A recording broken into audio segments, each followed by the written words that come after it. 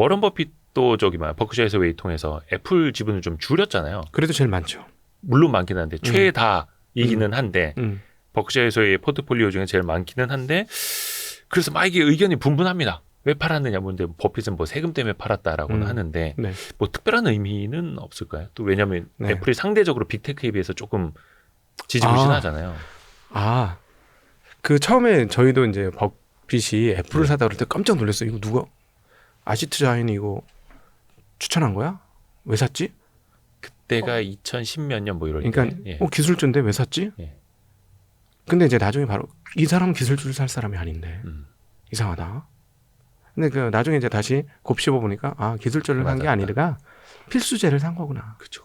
예, 버핏의 핵심 투자 아이디어는 뭐냐면 오늘 방송에서 요것만 여러분 기억하셔도 네네.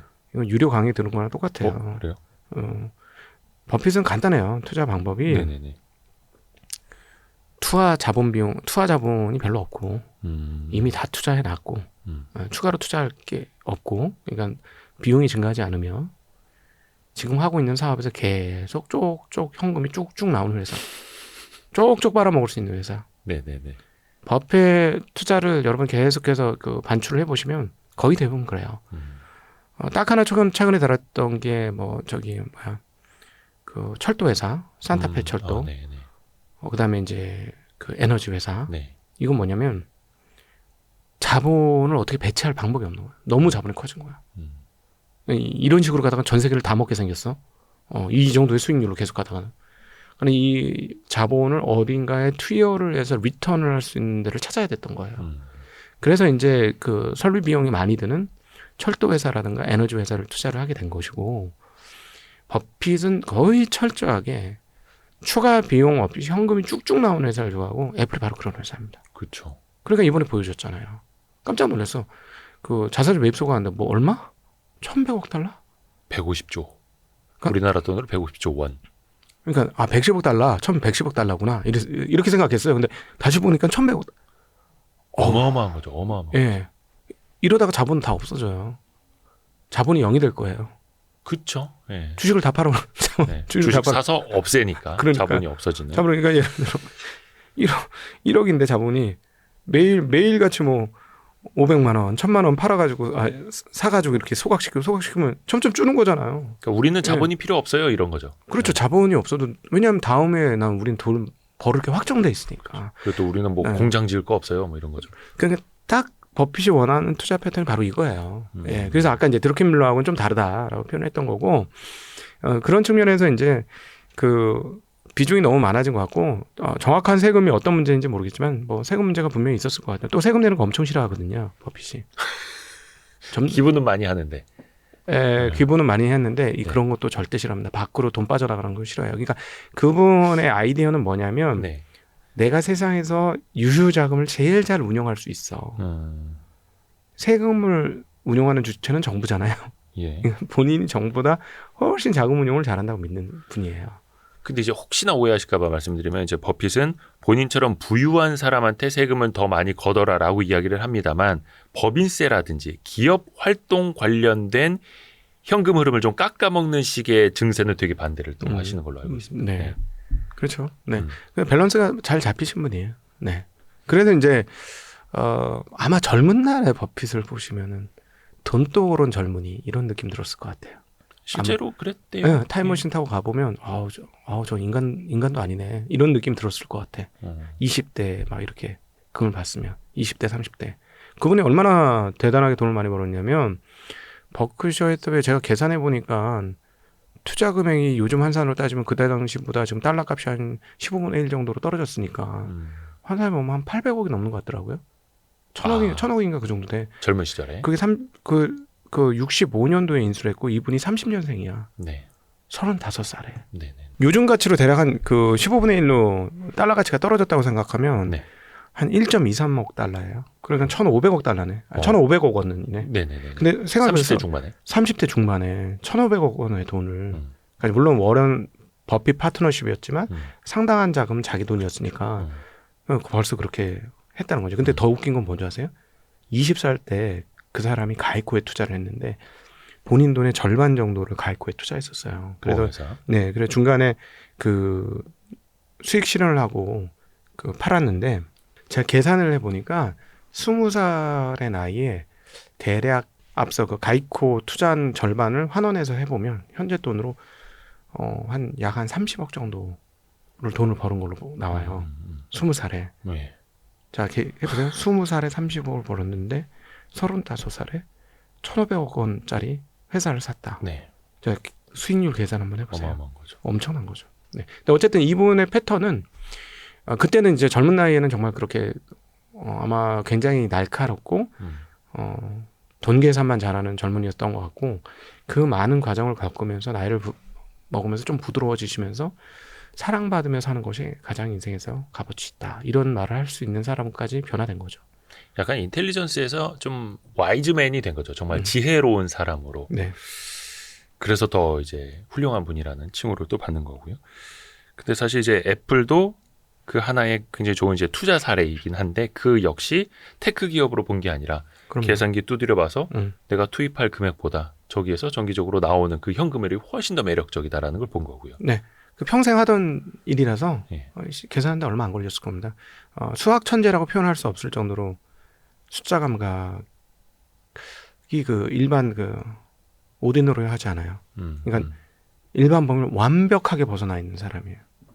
저는 그래서 이거 약간 정상인 아닐 것이다라고 생각하고 있어요. 아니, 지구상의 한 명 아닙니까? 그래서. 근데 이제 약간 흔들릴 수 있어요. 많은 사람들이. 네. 버핏이 애플을 팔았어? 아니 근데 이거 가지고. 훨씬 더 많은 비중을 제일 많은 비중을 들고 있잖아요. 네네네. 그러니까 그거는 문제 안 돼요. 네. 그건 나쁘게 본다면 비중 확 줄이죠. 나쁘게 봤다. 그리고 이제 나쁘게 볼 비중을 줄일 회사면 사지도 않았을 거예요. 네. 사지도 않. 굉장히 오랜 기간 들고 있으려고 산 겁니다. 그렇죠. 제가 보기에는. 예, 그래서 그 마치 그 버크셔를 투자하는 개념으로 애플을 투자했다라고 보시면 돼요. 약간 근데 앞으로는 지금 이제 AI를 빼놓고 얘기를 할 수가 없는데 AI에서 어떻게 보면 빅테크 중에서 애플이 또 많이 뒤처져 있어가지고 네. 시가총액도 마이크로소프트한테 역전당하고 네. 약간 그런 상황 아닙니까? 그러니까 중요한 거는 뭐냐면 아마 그 버핏이 애플에 대한 투자를 거둬들이려면 어떻게 해야 되냐면 네.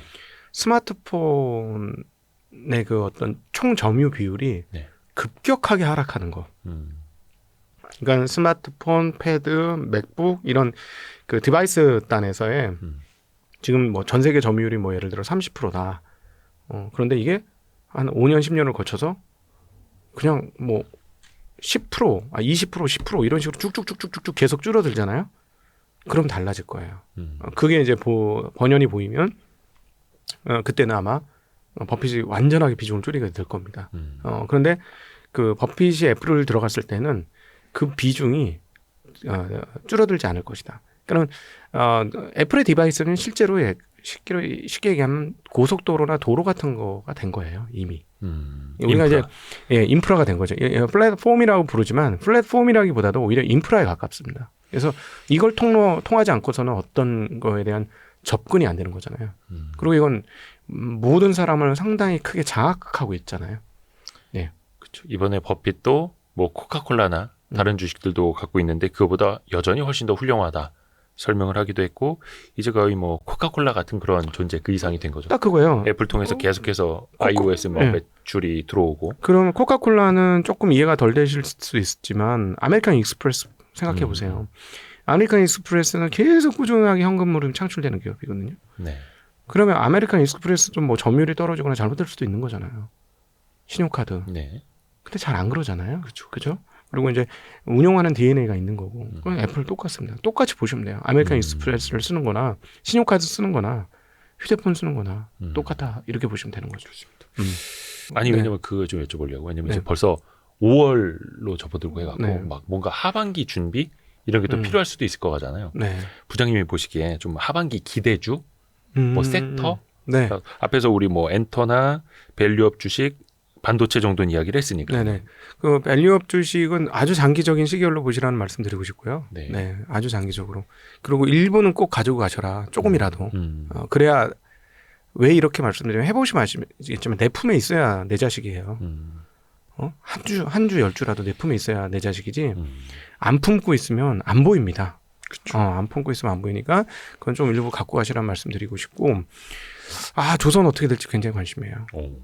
전방위적으로 좋아지고 있는 현장에 가보니까 여기서 말하는 현장은 그 공장까지는 아니고 네네네. 예, 투자자들 입장에서의 현장 네. 수준 그러니까 뭐 IR 담당자를 만나본다던가 가보면 분위기 굉장히 좋습니다. 그래서 야 조선 이거 될 듯 될 듯 안 되거든요 지금.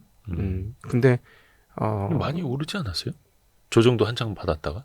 네 조정받은 고점 못 왔죠. 아직 네. 그 전고점까지 못 왔고. 네 일부는 올라갔고 일부는 올라갔고 그리고 아마 서로 간에 뭔가 이합집산이 좀 있을 가능성도 좀 있어 보인다. 네. M&A 같은 거요? 네 그런 게 있는데 지금 뭐 비용 절감을 위해서. 아니요 그 방산하고 연결될 것 같아요. 네 방산하고 연결될 수도 있어요. 근데 이거는 뭐 정확한 내용이 아니라서 지금 뭐 말씀드리기는 좀 웃기고. 근데 물론 많이 쪼개서 상장하는 회사 빼고, 네, 예, 그 나머지 기업들 중에 조금 한번 관심을 가져볼 대목이 있는 것 같고, 그 다음에 이제 방산주는 좋긴 좋죠. 근데 개인적으로 저는 전쟁 반대론자라서 방산주를 사람 말은 못 하겠어요. 약간 ESG 측면에서도 조금 네, 예, 그리고 이거 환호하는 건 진짜 좋지 않다고 봐요. 환호해서도 안 되고 욕 먹습니다. 딴 데 나가서. 근데 또 일단은 뭐 산업 자체는 또 호황인 거는 또 100%죠. 지금 그러니까 한반도에 평화가 왔지 않습니까? 지금 우리나라뿐만 아니라 저 위쪽에도 저게 없어요. 탄약이 없어요. 네네네. 그래 결국 그게 현실화되고 탄약하는 회사가 주가가 최근에 엄청나게 올랐잖아요. 엄청 올랐죠. 예. 그러니까 지금 윗동네 아랫동네 모두 탄약이 없어. 전쟁이 나올 가능성이 지금 제로야. 북한도 탄약을 수출하고 네. 우리도 탄약을 수출하고. 야 이거 100년 후에 이 한국 역사가 이걸 어떻게 기록할지 모르겠어. 진짜. 씁쓸한 거죠. 예. 그러니까 우리는 열전을 하고 있었고 다 냉전을 하고 있었던 거야. 그러니까 다 모든 설비 증설이 설비가 다 도태됐고 우리 설비만 열전을 하고 있었기 때문에 살아있다는 이 아이러니한 웃기는 역사적 아이러니가 산업의 성장을 가지고 왔어. 굉장히 골 때리는 거죠 지금 이게. 네. 밸류업 주식은 조금이라도 가져가시라. 네. 조선도 분위기가 좋고. 네, 그렇고 뭐 반도체는 일단은 공급 측면에서 내년도 상반기까지 좋을 거라고 보고 그럼 주식은 하반기에 피크일지 않겠느냐. 그래요? 예, 그렇게 생각을 합니다. 하반기 피크 정도를 대략적으로 계산을 하고 있고 하나 유의하셔야 될 게 미국 밸류가 싸지 않습니다. 예, 그래서 그 부분은 마음의 준비를 항상 좀 하고 있으셔야 되는 거 아닌가. 저는 그래서 미국이 그냥 옆으로만 기워줬으면 좋겠어요.